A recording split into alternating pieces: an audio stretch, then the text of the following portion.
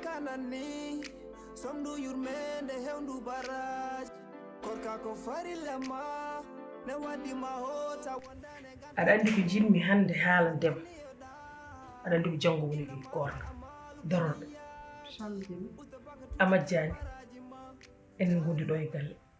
a majjani kawma Abou miñam a majjani ko neɗɗo gulɗo oɗon Samba walla o Samba mbimi o Samba o holon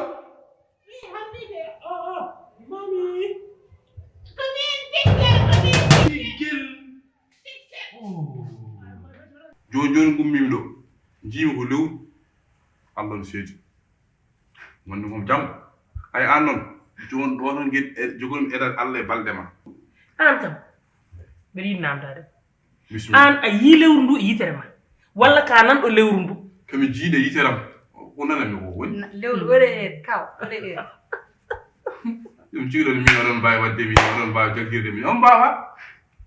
wono hooronoɓe der yumma men ɓen jii lewru ɓen jii lewru annabi ɓurare mbima moɗo ne jooɗo yiye suka daro yiyata ɗum cikiɗa ko tere sarsar tan ni tan ɗum ko reyal min mbaɗa wawi yiide hunde to onon jeera yimɓe Allah no goodi noon ya foɗɗa ñamde jooɗo fof ɗo tan ay ɗon farin paamen ka joni fof jooɗo fof ewr maɗɗon ado machallah Keleka mawna Tiggel miñam no mbaɗɗa mbaɗɗa ado ko jam kewi Fuuta min kay jimde desani fitika novembrankoɓe yeeɓe sohlaɓe ay on jiitanɗo ko so Koorka ari omo jogui faiblesse aya rewɗo tan yummane bewnu alani bewde kam jibinde ko kaari kadi hande somi heeɓi kayitaji France ko sababu makko kanko joom suuda mo Kumba koma Allah hokki kam fartange resdemo ne kayitaji am newi ay esprit mo joguiɗa o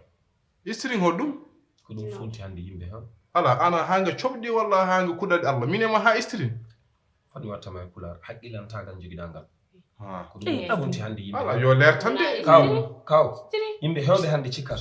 so neɗɗo ɗannimo yeehi caggal leydi tan so yettini hewndu baraj Koorka ko fari lema ne wadi mahota wandane gantuji mo naflu ganniyoɗa innamal a'malu biniyati usda bakatuji ɓeyde baraji ma shahru ramadan